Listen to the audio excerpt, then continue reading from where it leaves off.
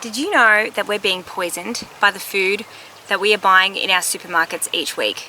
Yes, the title of this video was not clickbait. We are in fact being poisoned by some of the packaged foods that we buy in our supermarkets. And to be honest, it makes me sick.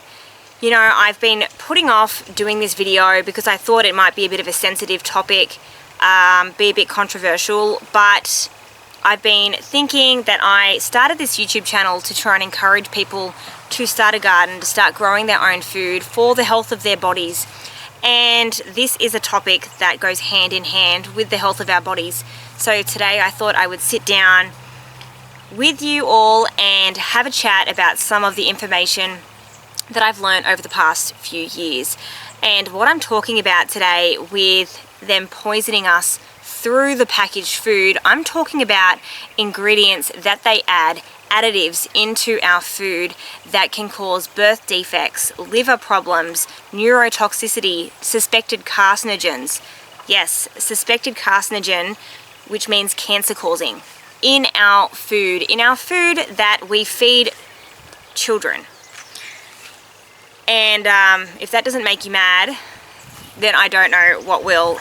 Now, I know this is a bit of a different video than what I usually do, but if you usually watch my video because you like to learn how to do things in the garden, you like to grow your own food, then I really hope that you will continue watching this video, and hopefully it can give you a bit of information for when you're in the supermarket next time, when you're looking at buying an item, and it just might make you think twice about whether you want to add that to your trolley or not.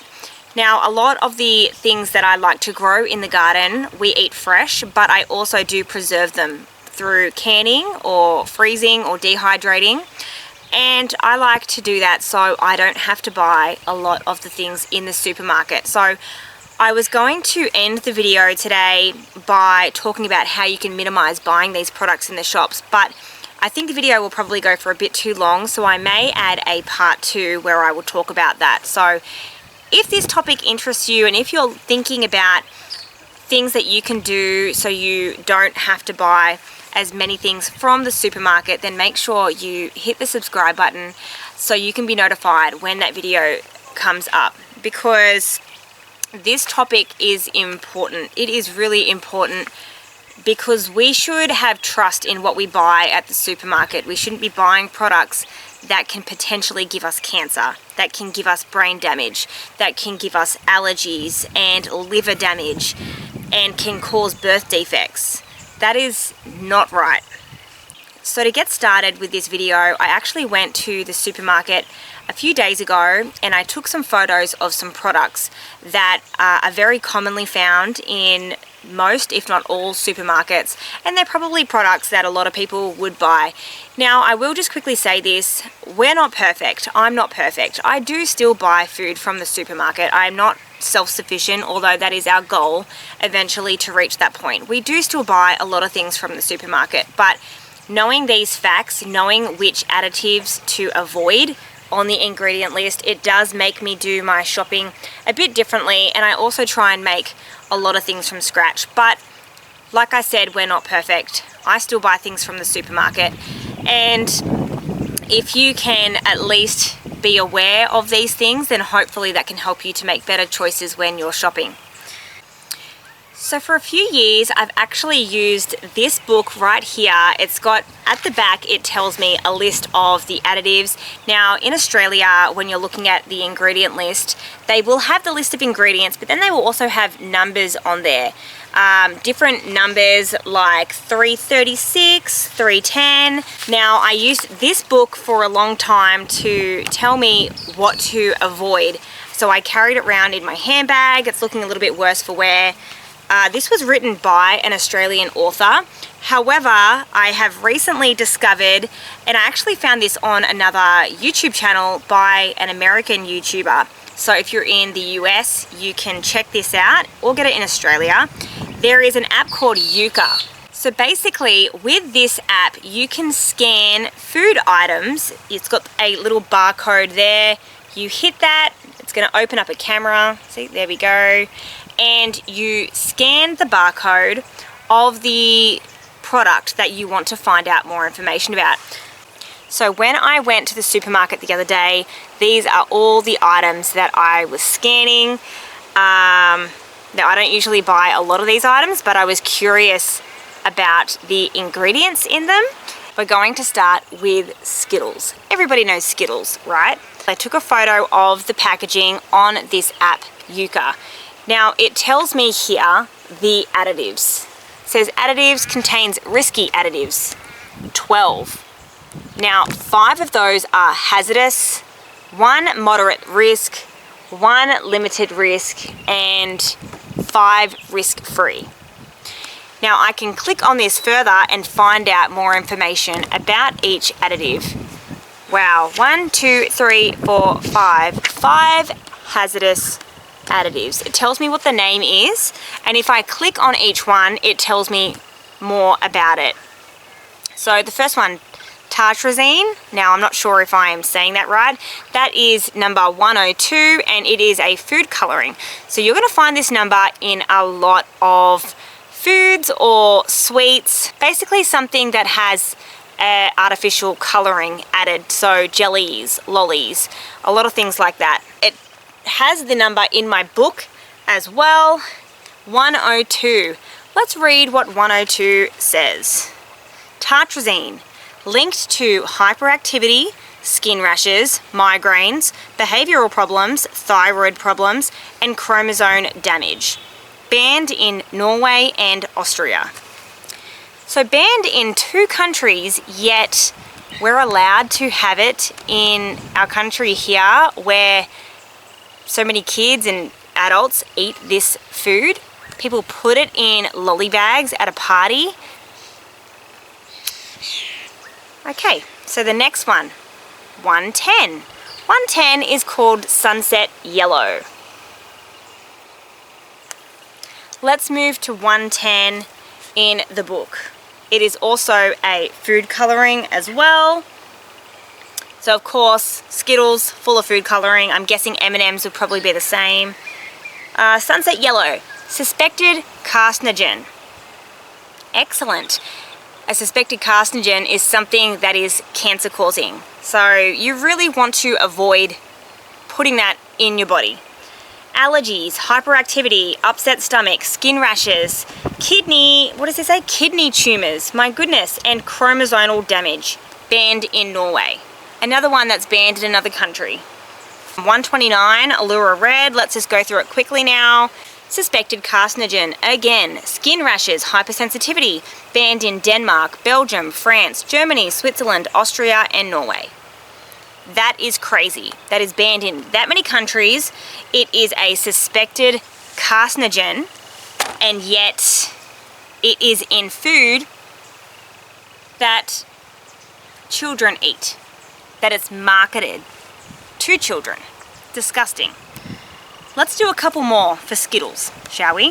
133, Brilliant Blue. Let's move to 133, suspected carcinogen, linked to hyperactivity, asthmatics should avoid. Banned in Belgium, France, Germany, Switzerland, Sweden, Austria, and Norway. Let's see, we've got one more hazardous number here for the Skittles, 171. And keep in mind, I took this photo just a couple of days ago. This is a new packet. This wasn't old ingredients. This is the new packet in the shops.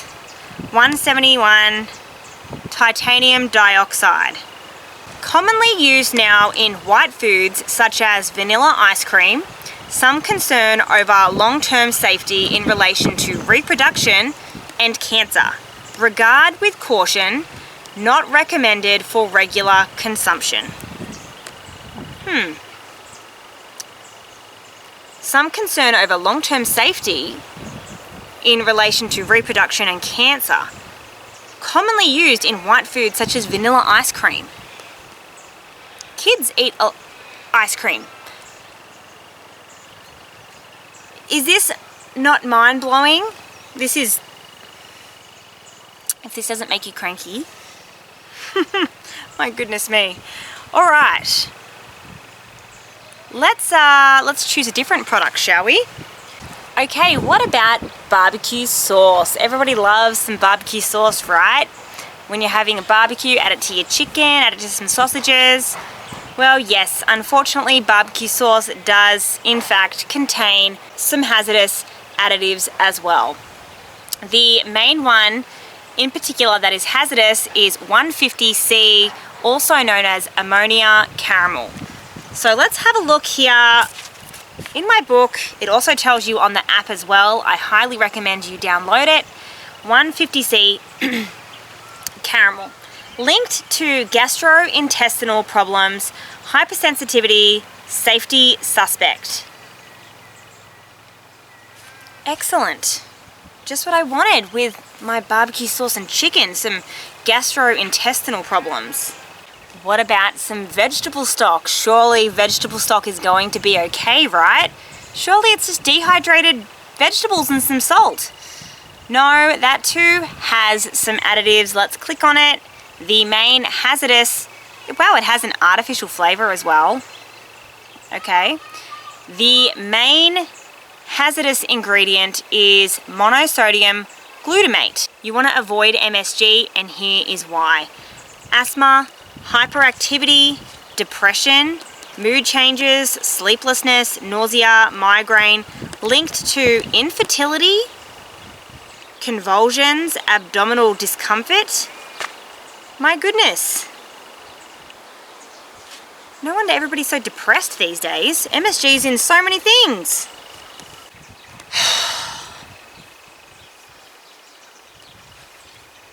What about some flavoured yogurt? Surely the flavoured yogurt's okay, right? Let's try this yogurt right here. What is it? Boysenberry twist yogurt. Looks good. Looks pretty healthy. But no, when I click into it, it has a hazardous additive. 407. Now, I don't know if I'm pronouncing this correct. Carrageenan. Let's have a look and see what carrageenan 407 will do to us. Suspected carcinogen. Big surprise. Linked to ulcerative colitis. I don't know if I'm saying that correct. Damage to the immune system and concern about excitotoxic effects. I'm not even sure what that means. Not recommended for children. More work needed. Many reports of IBS-like symptoms associated with its regular use. Not recommended for regular consumption. This is a yogurt. This is a yogurt, like, targeted for people who want to be more healthy. Suspected carcinogen. Damage to the immune system. What on earth? Like, if that is just not blowing your mind right now, then... oh, boy. Now, the next one should be fairly obvious to people, but Coke. Now, it is no sugar. Surely that's a little better, right? Well, no, there are 4 hazardous additives in Coke. Let's start with the first one. 951, aspartame. If I'm saying that correct, it is another sweetener, an intense artificial sweetener. My app is saying, the Yuka app, download it. Okay, linked to many health problems including asthma, cancer, nausea, depressions, hyperactivity, and seizures. The most complained about food additive, accounting for 75% of all complaints to the FDA. So obviously that was based on US research. This is just mind-blowing. Okay, so we've done some junk food. What about kind of regular food that really you wouldn't think it has any artificial sweeteners or colors, things like that? What about something like mayonnaise? Well, this one isn't as bad as the Coke or the Skittles, obviously. It does have an additive. It does say it is moderate risk on this app, so it's not a hazardous one. And it does only have one additive. This one says it is 385. Let's look it up and see what 385 will do to our bodies. 385, calcium disodium. Now, when I click into it on the app, it does say it's an antioxidant. Again, it says It's an antioxidant that protects food from deterioration, and also preserves the flavor and color of food. It says in high doses, it can cause various adverse reactions, poor mineral absorption leading to mineral deficiencies, vomiting, diarrhea, abdominal or muscle cramps, blood clotting disorders, and blood in the urine. Well, that doesn't sound very fun. Now, what does it say in the book 385? Muscle cramps, kidney damage, gastrointestinal problems, banned in some countries. You wouldn't think that having some mayonnaise would be so bad for our bodies, right? What about bread? Now, you'd think that bread wouldn't be too bad, right? But no, in fact, that has some additives that are either moderate risk or hazardous as well. Let's click on this one here, 472E. I don't even know how to pronounce this. Diacyltaric, I don't know, it's been a long day, and fatty acid esters of glycerol. It's a texturizing agent, provides consistency, maintains or modifies the texture of the product.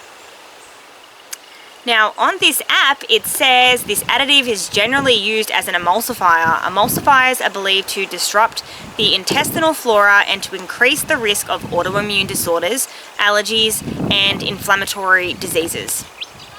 Recent studies have concluded that it may also increase the risk of colon cancer and cardiovascular disease. Fantastic. Excellent. Let's see what it says in the book. 472E. Headaches, high blood sugar levels, eye, skin irritation in sensitive people.